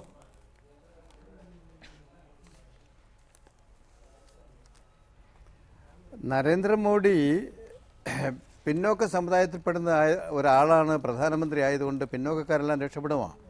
അങ്ങനെയാണെങ്കിൽ മുന്നോക്ക സമുദായക്കാരായിരുന്നു പ്രധാനമന്ത്രിയായി ഇവിടെ ഇരുന്നത്. മുന്നോക്കക്കാർക്കെല്ലാം ഇന്നൊരു പ്രശ്നം ഉണ്ടാകാനിടയില്ലല്ലോ, അവരൊക്കെ രക്ഷപ്പെട്ടിരിക്കുമല്ലോ. ഇവിടെ എൻ്റെ സുഹൃത്ത് മന്മഥൻ ഒരു വശം പറയുകയുണ്ടായി, RSS അല്ല ഇവിടെ ഭരിക്കുന്നത്, BJP ആണ് ഭരിക്കുന്നത്. ആരാ നരേന്ദ്രമോദി? RSSൻ്റെ മുഖ്യ പ്രചാരകനായിരുന്ന ആളാണ് ഇന്ത്യയുടെ പ്രധാനമന്ത്രി. RSSൻ്റെ കൽപ്പനയ്ക്ക് വിരുദ്ധമായി നരേന്ദ്രമോദിക്ക് ഒന്നും ചെയ്യാൻ സാധിക്കില്ല. അത് BJPക്കാർക്കും അറിയാം, എല്ലാം അറിയാം. RSS സ്പോൺസർ ചെയ്താണ് ഈ ഗവൺമെൻറ് തന്നെ. മന്മഥൻ എങ്ങനെ മനസ്സിലായില്ല എന്നുള്ള കാര്യം എനിക്കറിയില്ല. പിന്നെ EMS സാമ്പത്തിക സംവരണം പറഞ്ഞു, നെറ്റ്വർക്ക് കമ്മീഷൻ റിപ്പോർട്ടുമായി ബന്ധപ്പെടുത്തി പറഞ്ഞു, കെ സുകുമാരൻ അദ്ദേഹത്തിനെതിരായി മുഖപ്രസംഗം എഴുതി, ലേഖനം എഴുതി. ഇതൊക്കെ ഇവിടെ നടന്ന കാര്യമാണ്. ഞാൻ ചോദിക്കട്ടെ, ഇന്നും എന്താ സ്ഥിതിയാണ്? പിന്നോക്ക ജാതിക്കാർക്ക് കിട്ടേണ്ട സംവരണത്തിൽ മണ്ഡൽ കമ്മീഷൻ റിപ്പോർട്ടിൻ്റെ ശുപാർശ അനുസരിച്ച് 27% സംവരണം കിട്ടുന്നത്. ആ സംവരണം ആ പിന്നോക്ക ജാതിയിൽ ഈഴവ സമുദായത്തിൽപ്പെടുന്ന പിന്നോക്ക സമുദായത്തിൽപ്പെടുന്ന ആർക്കാണ് അതിൻ്റെ ഗുണഫലം ലഭിക്കുക? അല്ല പാവപ്പെട്ടവനാണോ? അവിടെയും ക്രിമി ലെയർ കൊണ്ടുവന്ന് ഒരുതരം ഇടത്തരക്കാരും അതിന് മുകളിലുള്ള ആൾക്കാർക്കുമെല്ലാം ഈ ആനുകൂല്യം പിടിച്ചു പറ്റല്ലേ? പാവങ്ങൾക്ക് കിട്ടുന്നുണ്ടോ? കിട്ടുന്നില്ലെന്നുള്ളൊരു യാഥാർത്ഥ്യമല്ലേ? ഓരോ സമുദായത്തിലും പെടുന്ന ധനിക വർഗത്തിൻ്റെ സന്തതികളാണ് ഏറ്റവും മിടുക്കരായി പഠിച്ച് അതിന് പഠിക്കാനുള്ള സൗകര്യമൊക്കെ ഉണ്ട്. ആ പഠിച്ച് വരുന്നവർക്കല്ലേ അത് കിട്ടുന്നത്. ആ സമുദായത്തിലെ പാവങ്ങളുടെ കാര്യം എന്തേ നിങ്ങൾ എടുക്കാത്തത്? ആ പാവങ്ങൾക്ക് കിട്ടുന്നില്ല. അതേപോലെ പിന്നോക്കത്തിലും മുന്നോക്കത്തിലും പെടുന്ന പാവങ്ങൾക്ക് ആ റിസർവേഷൻ കിട്ടണമെന്ന് പറയുന്നു, മുന്നോക്കത്തിലുള്ളവർ കിട്ടണമെന്ന്. എന്താ നിങ്ങളുടെ അഭിപ്രായം? മുന്നോക്കത്തിലുള്ളവർക്ക് മന്മഥൻ, മതമല്ല ജാതിയാണ് ഇന്ത്യയിലെ അടിസ്ഥാനപരമായ സാമൂഹ്യ യാഥാർത്ഥ്യം എന്നിരിക്കെ മതപരമായ ഒരു ഐക്യം എങ്ങനെയാണ് സാധ്യമാകുക? നിങ്ങളിപ്പോൾ അതിനാണ് ശ്രമിക്കുന്നത്. NSS സംവരണ വിഷയത്തിൽ നയം വ്യക്തമാക്കിയതിന് ശേഷം ഇക്കാര്യത്തിൽ പുതിയ പാർട്ടിയിൽ ചേരണോ ചേരേണ്ടയോ എന്ന നിലപാടെടുക്കാം എന്ന് പറയുന്നത് ഈ ജാതികൾ തമ്മിലുള്ള ആഭ്യന്തര വൈരുദ്ധ്യം കൊണ്ടാണ്. ഈ ജാതികളെല്ലാം കൂടി ചേർന്നുള്ള ഒരു ഹിന്ദു ലീഗ് അതുകൊണ്ടൊക്കെ തന്നെ അസാധ്യമാണ് എന്ന തിരിച്ചറിവ് എന്തുകൊണ്ടാണ് SNDP യോഗത്തെ സംബന്ധിച്ച് ഇല്ലാതെ പോകുന്നത്?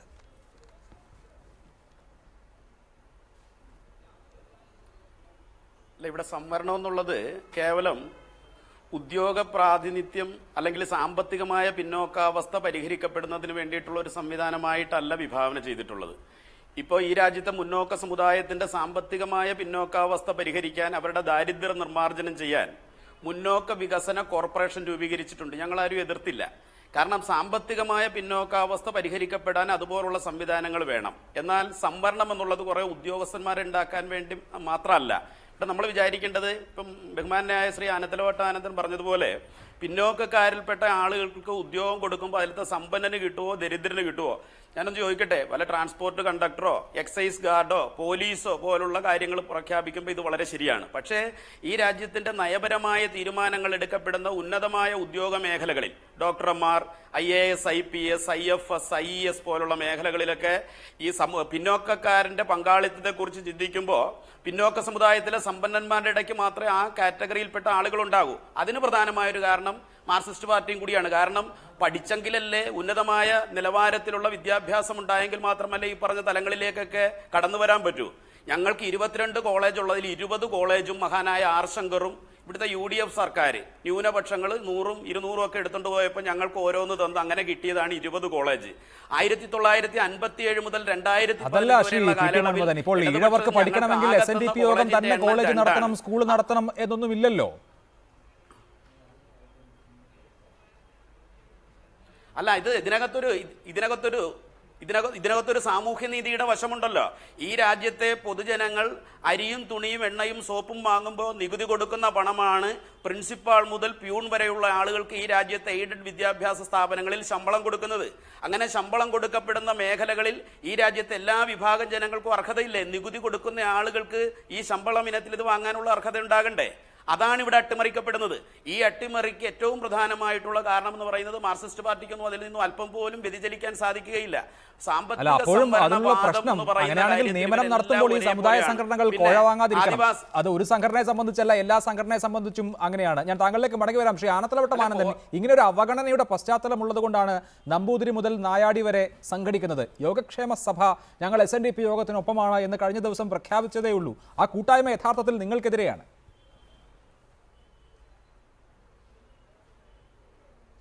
അത് എവിടതാണ്? ഇവരെങ്ങനെയാണ് ഈ കീരിയും പാമ്പും കൂടെ ഒരു കൂട്ടിൽ ചേരുക? നായാടി മുതൽ നമ്പൂതിരി വരെ പറഞ്ഞാൽ നമ്പൂതിരിയുടെയും വരേണ്യവർഗത്തിൻ്റെയും താല്പര്യവും ഈ പിന്നോക്ക ജാതിക്കാരുടെയും നായാടിയുടെയും ആദിവാസികളുടെയും താല്പര്യവും രണ്ടും രണ്ടല്ലേ? ആ ആദിവാസികളെ മുഴുവൻ കശാപ്പ് ചെയ്തുകൊണ്ട് വല്ലേ പൗരോഹിത്യം ഇവിടെ രാജ്യത്ത് നിലവിൽ വന്നത്? ഈ സംവരണം സംബന്ധിച്ച് തന്നെ ഇപ്പോൾ തർക്കം വന്നല്ലോ. സംവരണം കിട്ടുന്നെങ്കിൽ മുന്നോക്ക സമുദായത്തിലുള്ള ആളുകൾക്കും കിട്ടണം. SNDP യോഗം യോജിക്കുന്നുണ്ടോ? മിണ്ടുന്നില്ലല്ലോ അക്കാര്യത്തിൽ. പോട്ടെ, ഈ സംവരണം സംബന്ധിച്ച് തന്നെ എൻ്റെ സ്നേഹിതൻ മന്മഥൻ ഇപ്പോൾ വലിയ വാചാലമായി പറഞ്ഞല്ലോ. കോളേജുകളിലെ സംവരണം സംബന്ധിച്ച് കോളേജ് അധ്യാപക നിയമനത്തിൽ 6802 വേക്കൻസി ഉള്ളതിൽ 54 മാത്രമാണ് പട്ടികജാതി പട്ടികവർഗക്കാർ. കാശ് കൊടുക്കാതെ 40 ലക്ഷം 50 ലക്ഷം 60 ലക്ഷം കൊടുക്കാതെ ഒരു പട്ടികജാതിക്കാരന് അവിടെ നിയമനം കിട്ടുമോ? യോഗ്യതയുള്ള പട്ടികജാതിക്കാരൻ ഇല്ലാഞ്ഞിട്ടാ 54 മാത്രമായി ചുരുങ്ങിയത്.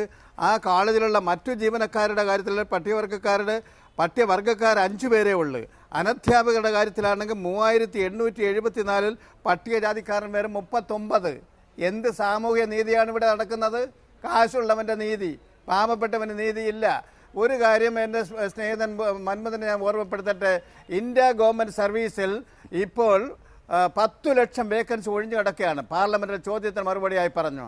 ആ 10 ലക്ഷം വേക്കൻസികൾ നിയമനം നടന്നാൽ ഈ പിന്നോക്ക ജാതിക്കാരനും പട്ടികജാതിക്കാരനും അതിൻ്റെ അർഹത അനുസരിച്ച് 27% നിയമനം കിട്ടുമല്ലേ? 2,70,000 പേർക്ക് ജോലി കിട്ടുമല്ലേ? പിന്നോക്ക ജാതിക്കാരൻ പട്ടികജാതിക്കാരനും അതുപോലെ ജോലി കിട്ടുമല്ലേ? നിയമനം നടത്തുമോ? നിയമനം നടത്തി ആ വേക്കൻസിയിൽ ഈ പാവങ്ങൾക്ക് ജോലി കിട്ടുമോ? നിയമനം നടത്താതിരിക്കലാണ് ഗവൺമെൻറ് നയം. നിങ്ങൾ സംവരണത്തിന് വേണ്ടി വാദിക്കുമ്പോൾ സംവരണം സർക്കാർ സർവീസിലും പൊതുമേഖലാ സ്ഥാപനങ്ങളിൽ സർക്കാർ സ്കൂളുകളിലും കോളേജിലും എല്ലാം ഉള്ളു. അല്ലാതെ പാവപ്പെട്ടവന് ഈഴവനായാലും പട്ടികജാതിക്കാരനായാലും സംവരണമുണ്ടോ? സ്വകാര്യ കോളേജുകളിൽ സംവരണമുണ്ടോ? ഹൈസ്കൂളുകളിൽ സംവരണമുണ്ടോ? സ്വകാര്യ വിദ്യാഭ്യാസത്തിൽ സംവരണമുണ്ടോ?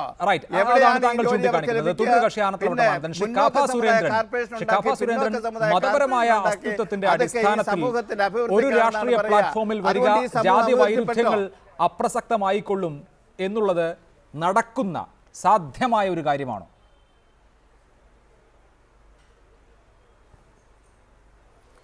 നടക്കാത്ത കാര്യം അങ്ങനെ എന്തെങ്കിലും ഉണ്ടോ ലോകത്തിൽ?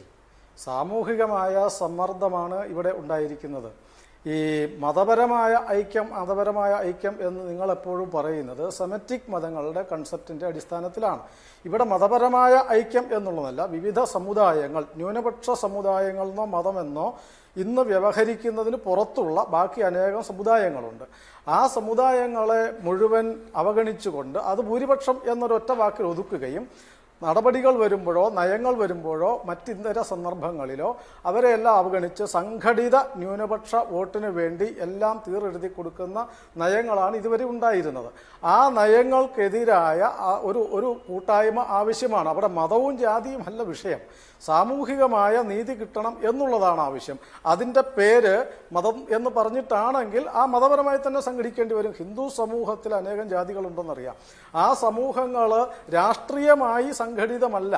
മറ്റുള്ളവരൊന്നും മതപരമായിട്ടല്ല സംഘടിതർ, രാഷ്ട്രീയമായിട്ടാണ് സംഘടിതർ. ഹിന്ദു സമുദായങ്ങൾ പല ജാതിയിൽ ഉച്ചനീചത്വമൊക്കെ ഉണ്ടായിരുന്നു എന്ന് പറയുമ്പോൾ രാഷ്ട്രീയമായി അവർ സംഘടിതരല്ലാത്തത് കൊണ്ടാണല്ലോ വിലപേശൽ പരാജയപ്പെട്ടു പോകുന്നതും അവഗണിക്കപ്പെട്ടതും തിരസ്കൃതമായതും. അപ്പോൾ സാഹചര്യത്തിൻ്റെ സമ്മർദ്ദമാണ് ഇപ്പോഴല്ല കാലങ്ങളായിട്ട് ഈ സ്വാതന്ത്ര്യാനന്തര ഭാരതത്തിൽ ഒന്നിച്ചു നിൽക്കേണ്ടി വരും എന്നുള്ള സാഹചര്യം ഉണ്ടായിരിക്കുന്നത്. അത് നമ്മൾ ഉണ്ടാക്കിയതല്ല, ഹിന്ദു സമുദായങ്ങൾ ഉണ്ടാക്കിയതല്ല, സവർണനോ അവർണനോ ഉണ്ടാക്കിയതല്ല. മറ്റ് രാഷ്ട്രീയ പാർട്ടികൾ, പ്രത്യേകിച്ചും പ്രീണനം മാത്രം വശമാക്കിയിട്ടുള്ള രാഷ്ട്രീയ പാർട്ടികൾ 47 മുതൽ നടത്തിപ്പോന്ന അവരുടെ പ്രീണനത്തെ അതിജീവിക്കാൻ സാമൂഹികമായി ഐക്യപ്പെട്ടാലേ സാധ്യമാകുമെങ്കിൽ അങ്ങനെ സംഘടിക്കണം. അതാണ് താങ്കൾ ചൂണ്ടിക്കാണിക്കുന്നത്. ശ്രീ പി ടി മന്മഥൻ അപ്പോഴും ഒരു പ്രശ്നം. യോഗക്ഷേമ സഭയുടെ സമ്മേളനം ഈ കഴിഞ്ഞ ദിവസം കോട്ടയത്ത് കഴിഞ്ഞതേ ഉള്ളൂ. അവരുടെ പ്രധാനപ്പെട്ട ആവശ്യം സാമ്പത്തിക സംവരണമാണ്. മുന്നാക്കക്കാരിലെ പിന്നാക്കക്കാർക്ക് സംവരണം നൽകണം എന്നുള്ളത്. നിങ്ങൾ അതിന് പൂർണ്ണമായും എതിരാണ്. നിങ്ങൾ കീരിയും പാമ്പും യോജിച്ച് എങ്ങനെയാണ് ഒരു പാർട്ടി ആവുക? സംവരണത്തിന്റെ കാര്യത്തിൽ മാത്രമാണ് ഞാൻ പറഞ്ഞത്. ശ്രീ ആനത്തലോട്ടാനെന്ന് പറഞ്ഞതിൽ വലിയൊരു തെറ്റുണ്ട്. കാരണം SNDP യോഗം വളരെ ശക്തമായിട്ട് ആവശ്യപ്പെടുന്ന ഒരു കാര്യം എന്ന് പറയുന്നത് ഞങ്ങളുടെ എല്ലാ വിദ്യാഭ്യാസ സ്ഥാപനങ്ങളും ഞങ്ങൾ അതിനുവേണ്ടി തയ്യാറാണ്, PSC നിയമനം നടത്തട്ടെ.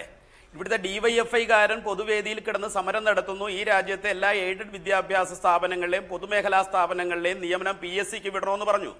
ഞങ്ങളുടെ വിദ്യാഭ്യാസ സ്ഥാപനങ്ങളിലെ സംവരണ തത്വം അനുസരിച്ച് PSC നിയമനം നടത്തട്ടെ എന്ന് പറഞ്ഞത് ശ്രീ വെള്ളാപ്പള്ളി നടേശൻ മാത്രമേ ഉള്ളൂ.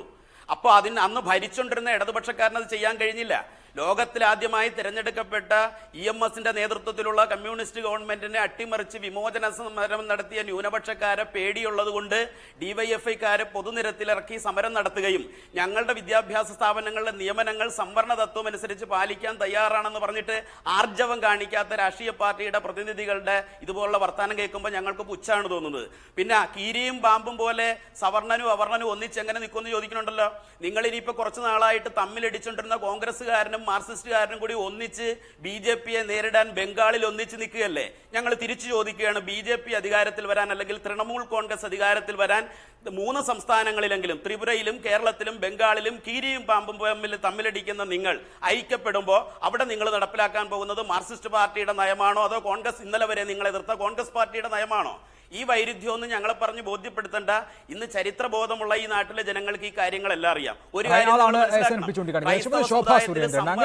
മതപരമായി സംഘടിക്കുന്ന വിവിധ സമുദായ സംഘടനകളിൽ ഒരേ പ്ലാറ്റ്ഫോമിൽ വരുന്ന ഒരു രാഷ്ട്രീയ സാഹചര്യം കേരളത്തിലുണ്ടോ? നിങ്ങൾ അടുത്ത 8 മാസത്തിനുള്ളിൽ ഒരു ക്രൂഷ്യലായ നിയമസഭാ തെരഞ്ഞെടുപ്പിനെ നേരിടാൻ പോവുകയാണ്. അങ്ങനെ സമുദായത്തിലെ നേതാക്കൾക്ക് അഭിപ്രായമുണ്ടാകാം, അതിനപ്പുറത്ത് ജനങ്ങൾക്കിടയിൽ അങ്ങനെ ഒരു ഐക്യപ്പെടലിൻ്റെയോ ധ്രുവീകരണത്തിൻ്റെയോ അന്തരീക്ഷമുണ്ടോ? അല്ല, നോക്കൂ, ഞാൻ നേരത്തെ പറഞ്ഞു വന്ന വാചകം എനിക്ക് മുഴുമിപ്പിക്കാൻ സാധിച്ചില്ല. അതായത് മിസ്റ്റർ ആനത്തലവട്ടം ആനന്ദൻ ഉന്നയിച്ചിട്ടുള്ള ബഹുഭൂരിപക്ഷം വരുന്ന സമൂഹത്തിനകത്ത്, അതായത് നായർ, ബ്രാഹ്മൺ തുടങ്ങിയിട്ടുള്ള ആളുകളുടെ വീടുകൾക്കകത്തെ ദാരിദ്ര്യത്തെക്കുറിച്ച് അദ്ദേഹം സൂചിപ്പിച്ച ആ പോയിന്റിനെ അംഗീകരിച്ചുകൊണ്ട് തന്നെ ഞാൻ തൊട്ടടുത്ത ഒരു പോയിന്റ് അദ്ദേഹത്തിൻ്റെ പാർട്ടിയോട് ചോദിക്കാൻ ആഗ്രഹിച്ചത്, അങ്ങനെയുള്ള ഒരു പാർട്ടി എന്തിനാണ് ഇവിടെ ഒരു പാലോളി കമ്മീഷൻ റിപ്പോർട്ട് കൊണ്ടുവന്നത്?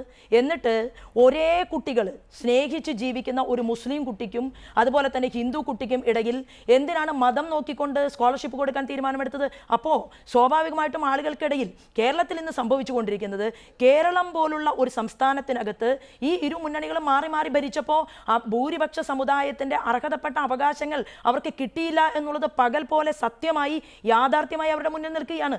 അങ്ങനെ നിൽക്കുന്ന ഒരു സാഹചര്യത്തിലാണ് അരുവിക്കരയിലെ തെരഞ്ഞെടുപ്പിൽ ആ റിസൾട്ട് കണ്ടത്. അപ്പോഴാണ് ഇവിടെ ചർച്ച നടന്നത്, ഭൂരിപക്ഷങ്ങൾ ഏകീകരിക്കാൻ തുടങ്ങിയിരിക്കുന്നു. അത് വലിയ അപകടമാണ്. അപ്പോൾ ന്യൂനപക്ഷങ്ങൾ പരസ്പരം ഏകീകരിക്കുന്ന അപകടമല്ല.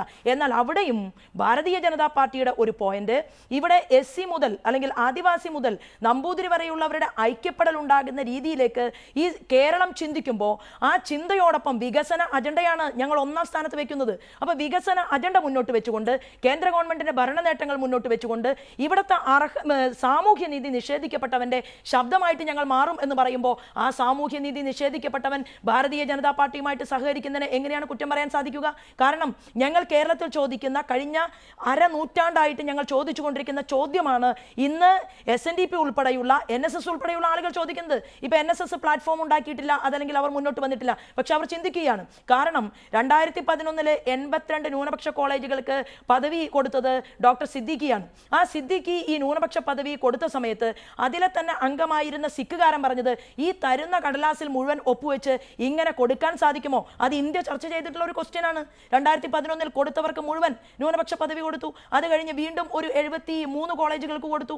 അപ്പോൾ ഈ സാഹചര്യം എല്ലാം നമ്മുടെ രാജ്യത്ത് നിലനിൽക്കുമ്പോൾ ഇവിടുത്തെ ആദിവാസിയോട്, ഇവിടുത്തെ നമ്പൂതിരിയോട്, ഇവിടുത്തെ നായരോട്, SNDPയോട്, അതിലെല്ലാമുള്ള ആവശ്യത അനുഭവിക്കുന്ന ആളുകൾക്ക് വേണ്ടി മനുഷ്യന്റെ വിശപ്പിനെ മാനദണ്ഡമാക്കിക്കൊണ്ട് ഞങ്ങൾ മുന്നോട്ട് പോകുമെന്ന് പറയേണ്ട ഗതികേടിലേക്ക് കേരളത്തിലെ 2 മുന്നണികളെയും ഞങ്ങൾ എത്തിക്കും എന്നുള്ളതാണ് ഭാരതീയ ജനതാ പാർട്ടി ഈ കേരളത്തിൽ മുന്നോട്ട് വെക്കാൻ ഉദ്ദേശിച്ചിട്ടുള്ള വികസന അജണ്ട എന്നുള്ളതാണ്, രാഷ്ട്രീയ അജണ്ട എന്നുള്ളതാണ്. ശരി, ശ്രീ ആനത്തലവട്ടം ആനന്ദൻ, സാമൂഹ്യനീതിയായിരിക്കും അടുത്ത തെരഞ്ഞെടുപ്പിൽ പ്രധാനമായും ഉയരാൻ പോകുന്ന വളരെ പ്രധാനപ്പെട്ട ഇടതുപക്ഷവും വലതുപക്ഷവും ഉത്തരം പറയേണ്ടുന്ന ഒരു ചോദ്യം.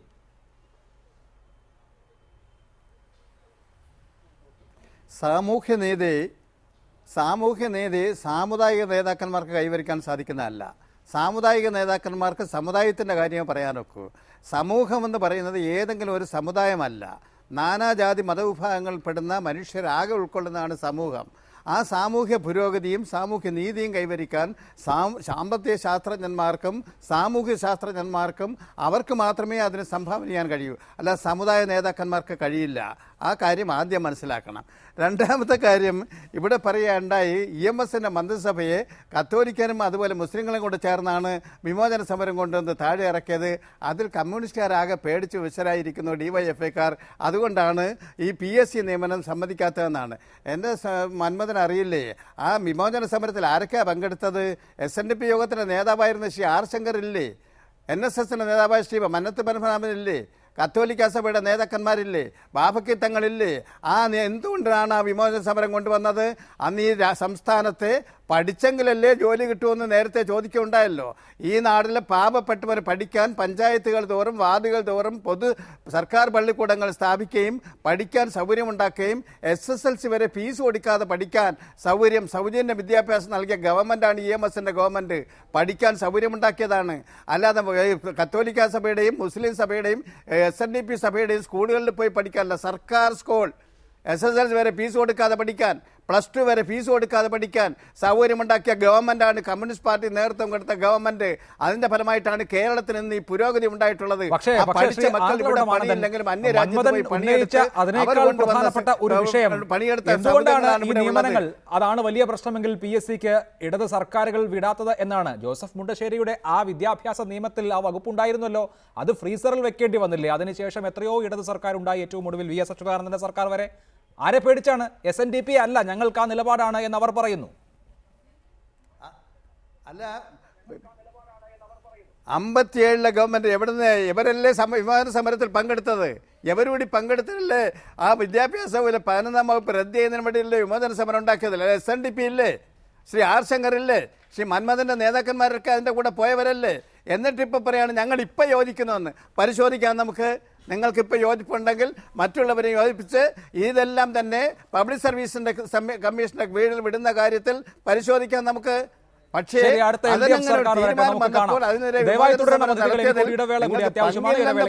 മാറിക്കളയരുത്. സംവരണം സംബന്ധിച്ച RSSന്റെ യഥാർത്ഥ നിലപാട് എന്താണ്? ഏതൊക്കെ വിഭാഗങ്ങൾക്ക് എത്ര കാലം സംവരണം നൽകണം? സംവരണത്തെ സംബന്ധിച്ച് RSSന്റെ മുൻ സർസംഘചാലക് ശ്രീ ദേവറസ് ജി പറഞ്ഞിട്ടുണ്ട്. അത് എത്ര കാലമാണോ എന്നുള്ളതല്ല പ്രധാനം. സംവരണം അർഹിക്കുന്ന വിഭാഗങ്ങൾ ആ വിഭാഗത്തിൽ ജനിച്ചവർക്ക് മാത്രമാണ്, അഥവാ ആ വിഭാഗത്തിൽ ജനിച്ചവരുടെ മനസ്സിനോട് യോജിച്ച് നിൽക്കുന്നവർക്കാണ് അതിൻ്റെ ആവശ്യകതയെക്കുറിച്ച് ബോധ്യമാവുക. അതുകൊണ്ട് സംവരണം വേണോ വേണ്ടേ എന്നുള്ള ചർച്ചയ്ക്ക് പ്രസക്തി തന്നെയില്ല. സംവരണം ആവശ്യമാണ്. എത്ര കാലം കൊണ്ടാണോ അതിൻ്റെ ആ ആവശ്യം പരിഹൃതമാകുന്നത് അത്രയും കാലം സംവരണം വേണം. അത് പഠിക്കാൻ കമ്മിറ്റിയെ നിയോഗിക്കുകയോ ബാക്കി കാര്യങ്ങളൊക്കെ സർക്കാരിൻ്റെ ഏർപ്പാടാണ്. എനിക്കതിന് മുമ്പ് ഒരു കാര്യം സൂചിപ്പിക്കാനുണ്ട്, ഒന്ന് രണ്ട് കാര്യം കൂടെ സൂചിപ്പിക്കാനുണ്ട്. ഒന്ന്, ശ്രീ ആനത്തലവട്ട ആനന്ദൻ പാവങ്ങളെക്കുറിച്ച് വളരെ വിശദമായിട്ട് സങ്കടപ്പെട്ട് പറയുന്നത് കേട്ടു. അദ്ദേഹത്തിൻ്റെ പാർട്ടി 35 വർഷം ഭരിച്ച ബംഗാളിൽ പാർട്ടി നേതാക്കന്മാരുടെ വീടുകൾ ജനങ്ങൾ തല്ലിപ്പൊളിച്ച ഒരു പ്രദേശമാണ് ബംഗാൾ, പശ്ചിമ ബംഗാൾ എന്ന് പറയുന്നത്. കേരളത്തിൽ എത്രയോ കാലം ഭരിച്ചു. പാവപ്പെട്ടവർക്ക് വേണ്ടി ഇത്രയും കരയേണ്ട ഒരു സാഹചര്യം ആരാണ് ഉണ്ടാക്കിയത്? ഒന്ന്. രണ്ടാമത്, ആ കേരളത്തിലെ വിദ്യാഭ്യാസത്തെക്കുറിച്ച് അദ്ദേഹം പറഞ്ഞ കാര്യത്തെക്കുറിച്ച് എനിക്കൊരു കാര്യം സൂചിപ്പിക്കാനുണ്ട്. ഈ കേരളത്തിലെ ഇത്രയും ഉന്നതമായ വിദ്യാഭ്യാസവും സൗജന്യ വിദ്യാഭ്യാസവും കൊണ്ടുവന്നതിൻ്റെ ക്രെഡിറ്റ് അവർക്കല്ല, അത് വാസ്തവത്തിൽ അയ്യങ്കാളിക്കും ശ്രീനാരായണ ഗുരുവിനുമാണ്. സൗജന്യ വിദ്യാഭ്യാസം, സൗജന്യ ട്യൂഷൻ, ഇങ്ങനെ വിദ്യാഭ്യാസ സംബന്ധമായ അനേകം കാര്യങ്ങൾ ആദ്യമായി കേരളത്തിൽ അവതരിപ്പിച്ചതും നടപ്പാക്കി തുടങ്ങിയതും അയ്യങ്കാളിയാണ്. അയ്യങ്കാളി അടക്കമുള്ള പ്രതിനിധി രാജാവിൻ്റെ പ്രജാസഭയിൽ നിന്നാണ് അത് ആരംഭിച്ചത്. 48% സ്വാതന്ത്ര്യം കിട്ടുമ്പോൾ കേരളത്തിലെ വിദ്യാഭ്യാസ നിലവാരം. മറ്റ് സംസ്ഥാനങ്ങളിൽ ഓൾ ഇന്ത്യ ലെവലിൽ 19% അത് കേരളത്തിലെ വിദ്യാഭ്യാസ നിലവാരം ഉയർത്തിയതോ സൗജന്യ വിദ്യാഭ്യാസം കൊണ്ടുവന്നതോ അവരാണ് എന്ന് പറയുന്നത് ശുദ്ധ അസംബന്ധമാണ്. ബാക്കി സംവരണത്തെ സംബന്ധിച്ച് ആ സംവരണം എടുത്തു കളയണമെന്നോ ആർക്കൊക്കെ വേണമെന്നോ നിശ്ചയിക്കേണ്ടത് ഏതെങ്കിലും ഒരു സംഘടനയല്ല. അതിനെക്കുറിച്ച് സംഘം RSS ഇന്ന് വരെ അസന്നിഗ്ധമായ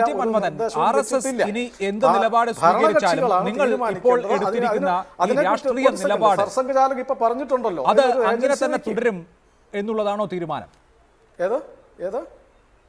ശ്രീ മന്മഥൻ, ഞങ്ങൾ രാഷ്ട്രീയ പാർട്ടികളും പ്രഖ്യാപിച്ചിട്ടില്ലല്ലോ. പിന്നെ ശ്രീ ആനത്തലവട്ടമാനന്ദൻ അദ്ദേഹം പറഞ്ഞു, R. ശങ്കറിന്റെ കാര്യം പറഞ്ഞു, നന്നായിട്ട് ചരിത്രം അറിയാവുന്ന ശ്രീ ആനത്തലവട്ടമാനന്ദൻ. പക്ഷെ ഇവിടെ വളരെ പക്ഷപാതപരമായിട്ട് പറഞ്ഞു. ശ്രീ R. ശങ്കർ എന്ന് പറയുന്നത് SNDP യോഗ നേതാവ് എന്നുള്ള നിലയ്ക്കല്ല ഇതിൽ പങ്കെടുത്തത്. വിമോചന സമരത്തിൽ അദ്ദേഹം KPCC പ്രസിഡന്റും കോൺഗ്രസ് പാർട്ടിയുടെ നേതാവും എന്നുള്ള നിലയ്ക്കാണ്. അതുപോലെ തന്നെ വളരെ കൂടുതൽ കാര്യങ്ങൾ നമ്മൾ ചർച്ച ചെയ്യുമ്പോഴത്തേക്ക് പഴയ ചരിത്രം ശരിയായ രൂപത്തിൽ അപഗ്രഥിക്കുമ്പോൾ ഈ പറയുന്നതിന് ഒട്ടും ന്യായമില്ല. ശങ്കർ സാർ എന്ന് പറയുന്നത് അദ്ദേഹം KPCC പ്രസിഡന്റ്, കോൺഗ്രസ് പാർട്ടിയുടെ നേതാവ് എന്നുള്ള നിലയ്ക്കാണ് ആ കാര്യത്തിൽ പങ്കെടുത്തത്. അതുപോലെ തന്നെ ഞാനൊന്ന് ചോദിച്ചോട്ടെ, ഇത്രയും ദളിത് പിന്നോക്ക ജനവിഭാഗങ്ങളോട് ആഭിമുഖ്യമുണ്ടെങ്കിൽ ഇത് ഈ സ്കൂളും കോളേജും ഒന്നും SNDPക്കും NSSനും ക്രിസ്ത്യാനിക്കും ഒന്നും കൊടുക്കണ്ട, മാർക്സിസ്റ്റ് പാർട്ടിയുടെ ഏരിയ കമ്മിറ്റി, ജില്ലാ കമ്മിറ്റിയൊക്കെ ഓരോ എയ്ഡഡ് സ്കൂളുകൾ നടപ്പിലാക്കി ഇവരുടെ പാർട്ടിക്ക് വേണ്ടി കൊടിപിടിക്കാൻ നടക്കുന്ന പാവപ്പെട്ടവർക്ക് ഫ്രീ ആയിട്ട് അഡ്മിഷൻ കൊടുക്കുകയും ഇവരുടെ പാർട്ടിക്ക് വേണ്ടി പണിയെടുക്കുന്ന അഭ്യസ്തവിദ്യരായിട്ടുള്ള ആളുകൾക്ക് ഡൊണേഷൻ വാങ്ങാതെ അവിടെ ജോലി കൊടുക്കുകയും ചെയ്ത ഈ പ്രശ്നം പരിഹരിക്കാമല്ലോ. എന്തുകൊണ്ട് ഈ ചലഞ്ച് ഏറ്റെടുക്കാൻ ഇവർ തയ്യാറാകുന്നില്ല? ശരി, എല്ലാ വിമർശനങ്ങളും സ്കൂൾ ഏറ്റെടുത്ത് CPIM-നെതിരെ ആയതുകൊണ്ട് ശ്രീ ആനന്ദവ്രതം താങ്കൾക്ക് ചർച്ച അവസാനിപ്പിക്കാം. എന്താണ് ഈ വിമർശനങ്ങൾക്കുള്ള മറുപടി? ഇത് സ്വീകരിക്കാൻ പാടില്ല. യെസ് യെസ് യെസ് അഭിലാഷേ, ഈ ഇപ്പോൾ ശ്രീ മന്മഥൻ പറയുന്നതൊക്കെ പാർട്ടി സ്കൂളിലാണ് നടന്നത്. എല്ലാ ജാതിയിലും മതത്തിലും പെടുന്ന പാവപ്പെട്ടവരും പണക്കാർക്കും പഠിക്കാനാണ് പൊതുവിദ്യാഭ്യാസം, സർക്കാർ സ്കൂളുകൾ. ആ സ്ഥാപിക്കുകയാണ് കമ്മ്യൂണിസ്റ്റ് പാർട്ടി ചെയ്തത്, ഇടതുപക്ഷ മുന്നണി ഗവൺമെൻറ്. എൻ്റെ സ്നേഹിതൻ സുരേന്ദ്രൻ ഒരു കാര്യം പറയുണ്ടായിരുന്നു, വിദ്യാഭ്യാസത്തിൽ കമ്മ്യൂണിസ്റ്റുകാർക്കും ഒരു പങ്കുമില്ല, ഈ ഗവൺമെൻറ്റിനൊരു പങ്കുമില്ല, അയ്യങ്കാളിക്കും ശ്രീനാരായണ ഗുരുവിന് അവർ മഹത്തായ സംഭാവന നൽകിയിട്ടുണ്ട്. പക്ഷേ അയ്യങ്കാളി ആദ്യം നടത്തിയ സമരം നിങ്ങളുടെ മേധാവിത്വത്തിനെതിരാണെന്ന് ഓർമ്മ വേണം. പഞ്ചമി എന്നൊരു പെൺകുട്ടിയെ ബംഗാനൂർ സ്കൂളിൽ പഠിക്കാൻ കൊണ്ട് ചെന്നപ്പോൾ അവിടുത്തെ സവർണ മേധാവിത്വം പഠിക്കാൻ സമ്മതിക്കാതിരിക്കുകയും സ്കൂളിൽ കയറ്റാതിരിക്കുകയും ചെയ്തപ്പോൾ ആദ്യത്തെ കർഷക തൊഴിലാളികളെ സംഘടിപ്പിച്ചുകൊണ്ട് പാടത്ത് വിതയ്ക്കണമെങ്കിൽ കൊയ്യണമെങ്കിൽ കർഷക തൊഴിലാളി ഇറങ്ങണം, അത് നിർത്തിവെച്ച് പണിമുടക്കാരംഭിച്ചതാണ് നിങ്ങളുടെ മേധാവിത്വത്തിനെതിരായിട്ട്. അല്ല, ഞാൻ നിങ്ങൾ പറഞ്ഞല്ലോ, ഞാൻ കേട്ടിരുന്നല്ലോ. അതുകൊണ്ട് ഇവിടെ ഈഴവജാതിയിൽപ്പെടുന്ന ഒരു പ്രമാണിയായിരുന്ന രാമൻ ആർ പ്രകാശത്തിൻ്റെയും ഡോക്ടർ പ്രസന്നൻ്റെയൊക്കെ പിതാവ്, അദ്ദേഹത്തിന് ആറ്റിങ്ങൽ ഇംഗ്ലീഷ് സ്കൂളിൽ പഠിക്കണമെന്ന് പറഞ്ഞപ്പോൾ ആ സ്കൂളിൽ പ്രവേശനം കൊടുക്കാതിരുന്നു. അന്ന് CP രാമസ്വാമിയർക്ക് അപേക്ഷ കൊടുത്തപ്പോൾ പറഞ്ഞ എന്താണെന്നറിയുമോ? അവിടുത്തെ സവർണ മേധാവികൾ പഠിക്കാൻ സമ്മതിക്കില്ല, കുട്ടിയെ കയറ്റാൻ സമ്മതിക്കുന്നില്ല. ആ നിങ്ങൾ വന്നിരുന്നുണ്ട് എങ്ങനെയാണ് ഈ പിന്നോക്ക ജാതിക്കാരൻ്റെയും പട്ടികജാതിക്കാരൻ്റെയും ഒക്കെ വക്താവായി മാറിയാൽ എനിക്ക് മനസ്സിലാകുന്നില്ല. സാധാരണഗതിയിൽ പറഞ്ഞു നടക്കുന്ന ഒരു കാര്യമാണ് ശോഭാ സുരേന്ദ്രനല്ല. ഇത് ജനങ്ങൾ തെറ്റിദ്ധരിക്കില്ലേ? അതല്ല, അന്ന് നിലനിന്നിരുന്ന ബ്രാഹ്മണ മേധാവിത്വത്തിന്റെ കൊണ്ട് സംഭവിച്ചതിന് ഉത്തരവാദിത്തം BJP അന്ന് നിലനിന്നിരുന്ന ഒരു വ്യവസ്ഥിതി, ആ വ്യവസ്ഥിതിക്കെതിരെ പോരാടാൻ ശ്രീനാരായണ ഗുരുദേവൻ ഉഴുതുമറിച്ച കേരളത്തിന്റെ ഭൂമിയിൽ വിത്തിറക്കാനുള്ള ഭാഗ്യം അത് മാർക്സിസ്റ്റ് പാർട്ടിക്കുണ്ടായി. പക്ഷേ വിത്തിറക്കിയിട്ടും അധികാരം കിട്ടിയിട്ടും അട്ടപ്പാടിയെന്നും അതുപോലെ അവശേഷിക്കുകയാണ് വയനാടിന്റെ റിപ്പോർട്ട് നടപ്പാക്കല മാത്രമാണ് പാലോളി ചെയ്തത്.